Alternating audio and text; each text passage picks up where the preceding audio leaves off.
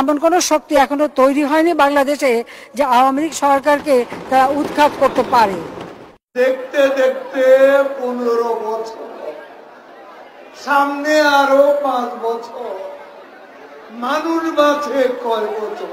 কবে হবে আন্দোলন? এই বছর না ওই বছর? রোজার পর না কোরবানির পর?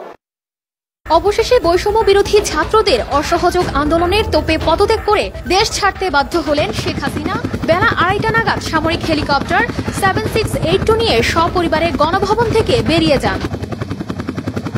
আরে এরা কারা? কোত্থেকে এলো এরা?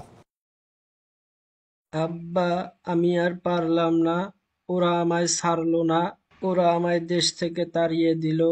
তুমি রিয়েলিটি মানে নাও, এদিক চিন্তা ভাবনা না করে নিজের মানুষকে বাঁচাও, কারণ আমি জানি 12টা তোমার বেজে গেছে।